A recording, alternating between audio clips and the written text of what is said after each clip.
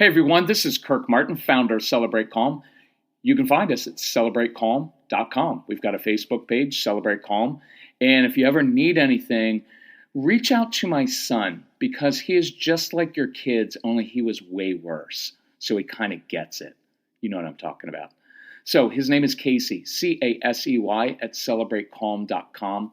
He was a very challenging child, but now he is, like most of your kids, for other people, he was amazing. And since you are not his parents, if you were to email or call him, he will help you out with any of our products or different programs, setting up live events. He'll help you out, and he's awesome because, again, you're not his parents. So here's what I wanted to talk about today is getting your kids to do things. And it's difficult for many of you and for many of your kids because you have strong-willed kids. These are kids who are very bright, but they don't put their brains into doing things that you want them to do. They're not always academically motivated. Many of these kids don't sleep well, partially because they have very busy brains that don't shut off. They often have anxiety, and sometimes just plain staying up late at night thinking of ways of getting out of doing stuff. Because when these kids wake up in the morning, they have an agenda.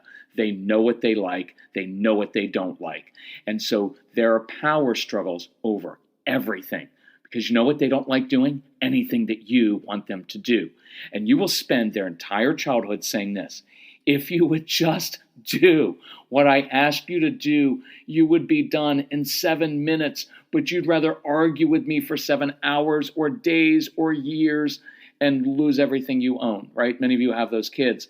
And so they like to do things the hard way. They like it to be a challenge. Many of these kids will choose the harder path. Right? They'll even choose the consequence because they don't want to do it like everybody else does it. And here's the clincher for you. Strong-willed kids are never going to do things the way that you want them done. They're not. And any of the hubbies listening out there, I know if you're like me, you're like, well, I'll show them. It's my way or the highway. It doesn't work with these kids. You can't intimidate them. What are you going to take away from them? They'll just hand it to you, and they won't care. They will sit in their bedroom and look at a wall with a blank stare until you freak out and give them everything back. So it just doesn't work. And you're going to have to realize that. You're going to have to get inside the hearts and brains of the strong-willed child and realize they're not always just being defiant little jerks. It's what it seems like it is, but it's not. And I want you to understand them. So here's one critical concept among many, but I just want to cover one today, and it's called ownership. So this is how we kind of define it and look at it. And here's why it's important. When you and I were kids, we had a lot of ownership of our lives, meaning we got to make decisions all the time. When you and I were kids, we got home from school 2:30, 3 o'clock in the afternoon. We were gone for hours at a time. There were no adults around telling us what to do. We made up our own rules. We made up our games in the neighborhood. In the summertime, we didn't even see our parents until dinner time. True? And so we were out making dozens of decisions a day without an adult telling us what to do and how to do it. We had a lot of ownership of our lives. Your kids growing up today, from the time you get them up at 6:22 in the morning till the time you put them to bed, an adult is telling them what to do and how to do it, when to do it. Your kids can't even play games anymore without a concerned adult making sure the teams are fair and everybody gets a chance and nobody loses. And that's awful for kids because they never learn how to work things out amongst themselves. They never get the freedom to make their own choices without an adult standing over them. And these strong-willed kids are kids who want ownership. They're independent kids. And it's actually a good thing that they want that. So here's how I define ownership. It's not control. I'm not giving any child control of my home or classroom, but I will give them ownership of their choices within my boundaries. So I create a big box for my kids, and I say, here's the deal. I'm creating this big box for you to live in conceptually. Because look, all of your the parents, friends are just going to tell you, well, if you've got a strong-willed child, you better clamp down on that child. And you've done that, and I guarantee it will create a lot of defiance with this child. Instead, I create a big box, and I say, my box has very clear rules, very clear boundaries, and I have very clear expectations of what I want. But I'm going to give you space within this box to do things and do them differently than I would do them as long as we accomplish the same goal. Does that make sense? I'm not saying if you want to do your homework. Oh no, homework is getting done. I just don't care how you do it. I'm going to give you ownership. If you want to lay upside down off the sofa and do your homework, good. You want to sit in a closet and do it? Awesome. You want to listen to loud music while you're doing your homework? Great. It'll help you concentrate better. You want to stand at the kitchen counter, eat a snack while you're listening to music and moving a little bit? Awesome. Why don't you do homework sitting out, swinging on a swing? Why don't I review vocabulary words while we're jumping on a trampoline? I don't care how you do it as long as you get it done. Right? Does that make sense? I'm not letting them dictate whether or not they do things, but I give them some space. We could do a whole hour on space. You have to give kids space. I guarantee you, you stand over your kids all the time, demanding that they do things. And I know you say, well, I'm the authority figure. They need to listen to me. You don't like it when people stand over you and demand that you do things. Nobody does. It's against human nature. You like for someone, your boss, whoever it is, to say, here's what I need. Could you help me out with that? Here's what I need. Go get it done. I don't care how you get it done. Just do it and do it well, as long as we accomplish the same objective. I hope that makes sense. I'm going to do a couple quick examples for you. Getting kids to do chores. I make it, especially when the kids are young, I make it more fun. I let kids do their chores backwards, blindfolded. I had one time kids at my house, when we used to open up our house to these strong-willed kids, they had to clean after they ate, and they were slobs, so they would have to clean up the floor. And here's what I told her. It was a girl. One time I told her, I don't care how you clean up the floor. Doesn't matter to me. As long as when I come back in here, the crumbs are off the floor. I just don't care. Right? If you want to lick them off the floor with your tongue, go for it. She said, seriously, I can do that? I don't care because you're not my daughter. Kidding. But anyway, I did say, yeah, it's fine. You know what she did? This girl got down on all fours, started to lick the crumbs up off the floor. Now, why? Because she's strong-willed. She wants to prove her point that she could do it. Now, here's a little extra bonus for you. I walked out of the room. I knew what she was doing because I didn't want to come in, right, and stand over her. So I knew what she was going to do. She was going to lick a few up, and then she's going to get up because it's gross, and she knew that. But I wanted her to be able to save face rather than me standing over. See, I told you couldn't lick them off the floor. But I gave her some ownership. And what you're going to find sometimes is when you back off a little bit, we call it this. When we step back as parents, it gives kids space to step up and be responsible. Sometimes when you back off a little bit from micromanaging and lecturing and you're on your kids all the time, they'll actually do what you want them to do. But if you're standing over them, they're going to resist all the time. Morning routine, quick one. Hey, Jacob, here's the deal. School bus comes, carpool leaves every morning at 7:22. Here's my goal for you in the morning. I just want you on the bus at 7:22. I don't care what you look like. I don't care what you smell like. I don't care what's in your stomach. Just be on the school bus at 7:22. I've got my own stuff to do. And you walk away and you give them a little bit of space. Now, again, this isn't the only strategy. Some of your kids struggle. So I've got probably 15 different ways to get them up in the morning. But I like this general approach. And I say, hey, 7:22, look, if you're smart enough to wear the clothes to bed that you're going to wear to school the next day, good. Sleep until 7:21.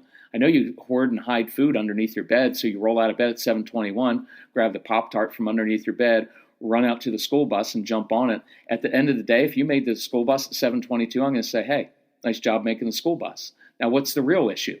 I just don't like the way he gets to the bus on time because I want him to get up early and get some exercise and eat avocado and blueberries and have good food so he's ready to learn. And I want him to look nice and smell nice. I want all those things as a parent. But I guarantee you, if you're too particular about things and you're always on your kids, they're just going to resist. But I promise you, if you give them some ownership and let them do things in weird ways, what you're going to find is they will do it. It's just going to irritate you. And if you want me to be honest, which you do, it's my podcast, so I'm going to be, it's entirely your issue. There's no blame and guilt in this. It's just that you're a control freak. You are. You know why? Because you're a human and you're a parent. And that makes you a control freak and you have a lot of anxiety. And right? I guarantee it's a winner. I guarantee you half of your kids come downstairs and want to leave for school either wearing shorts or no jacket. or both. And you're going to get in a long fight with them and lecture them about how cold it is. And if you don't wear a jacket, you're going to catch a cold. And you will have just lied to your child. You lied to them because you don't catch a cold from cold weather. You catch a cold from germs. The truth is this. Here's what you're thinking. What are the other parents and teachers are going to think of me as a mother if I send my child to school like that? Now, as long as you're not living in northern Minnesota, your child's not going to die. And they're just not. They don't like wearing jackets. Chill a little bit and give them some ownership. You will notice your kids. You will notice them starting to do things. You just won't like the way they do it. Here's one more quick one. So you've got two kids, say it's two girls, and one of them says something mean to the other one, right? Pretty common. So traditional approach is I come up to my one daughter, honey, you need to apologize to your sister right now. And you will always be greeted with no. And then you're going to say, if you don't apologize right now, I'm going to take away everything you own. And then your daughter's going to say, fine, sorry, stupid sister. Right? And you will have just gotten your apology, but you got a forced apology and it wasn't sincere. And for some of you, that's okay because you kind of like check off your checklist and you're like, it's pretty good for her. It's pretty close to an apology. But what if in giving ownership, you walked up to your daughter and in a very low key way, look, so much of these things, I bet 90% of these issues aren't really your kids. It's how you deal with it. You have so much power in these situations, not by controlling their behavior, but by controlling your own. And I'm going to hammer on that because it's the big key to your kids' success. It's not controlling them, it's controlling yourself. It's the way you view them. It's the way you interact with them. It's the tone of voice. It is why I will always, always, always want people to get our CDs and get them as instant downloads. I want you to listen to this again and again and again because throughout this, I model scripts for your kids. I model tone of voice. And it's critical because as soon as you start introducing this tone of voice, it never works. Never, ever, ever, ever, ever. It will not work. It will cause them to shut down and just say, you. It doesn't work. Ever when you do that. And that's why you have to begin to control yourself and not take things so personally and begin to do it in a different way. And I'll just do this very quickly. If you want help with this, email Casey. Casey at celebratecalm.com. Our phone number is 888-506-1871. Or go to the website. We have a special to begin the new year where we're doing a special on all of the CDs. You get them as audio downloads so you can listen on multiple phones and devices. You can share them with your parents, with your friends. I don't care. I want people listening because it will change relationships. It changes kids' behavior. It's a cool thing. And they're on sale to begin the year. So go for it. So watch. Here's the phrase I want to use with this daughter. And I come up to her in a low-key way. Hey, honey, I know that when you're ready, you know the right thing to do. And then I walk away and start to drink. Kidding, I don't drink. But look, you're going to feel like it because now it's out of your control. But here's what I like about it. Honey, I know you know the right thing to do. It's an honest statement. It's affirming because your daughter knows the right thing to do, which is to apologize. Why? Because you've modeled it for her 100 times in your home because when you mess up, you apologize. She knows the right thing to do. You don't have to get on her all the time. This phrase I love, when you're ready. For the strong-willed child, this is a magical phrase. Now, never use it like this. Hey, son, when you're ready, get your shoes on. We need to go. Never then. Your child's not going to get ready.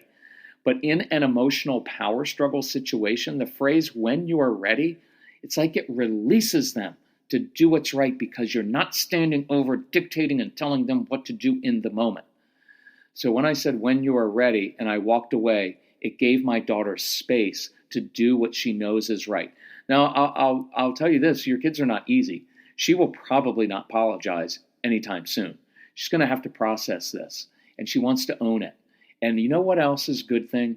She wants to do it in her own time when she's ready, and I know that bothers you, but that's what I want. I want her to do it when she's processed it and when it's sincere. Instead of me forcing an apology, I want true contrition. So you're going to be laying in bed at night thinking, What did we do with this daughter? She's going to be a sociopath. Why won't she just apologize? But the next morning she's going to get up. But you know what? She's not going to apologize the way you want. She's going to do something kind or thoughtful for her sister as an act of contrition. And your appropriate response is, hey, honey, I saw what you did with your sister. Shows me you're growing up. Well done. That kind of low-key praise. Really, really important. Because instead, here's what we do.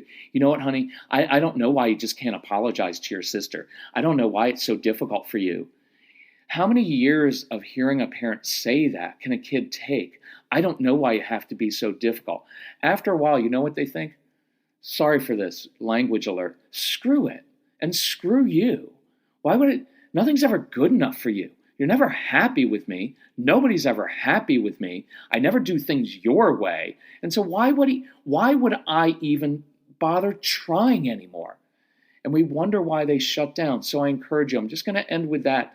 I want you to control yourself. I want you to give kids ownership. If you're intent on making kids do things your way, I will make 100% guarantee you will have constant power struggles. And if you call me and talk to me, I will say that is your own issue. That is your own control issues, your own anxiety.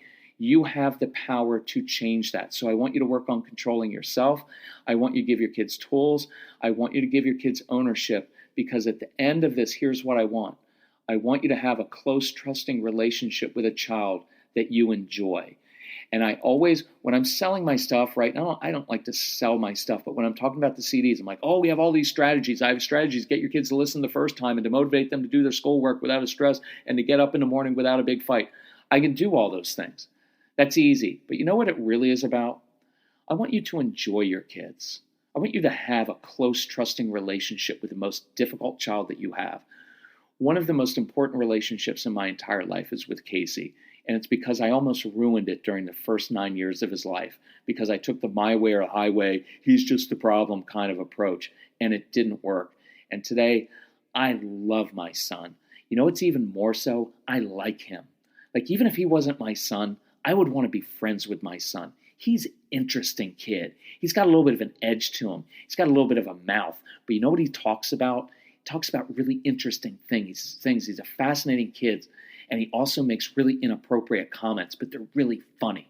And I like it. So anyway, enjoy your kids. Practice the ownership thing. If you have any struggles or questions about that, email us, casey@celebratecalm.com, or call us. Thanks for being a good parent. You're a good mom. You're a good dad. Talk to you soon. Bye-bye.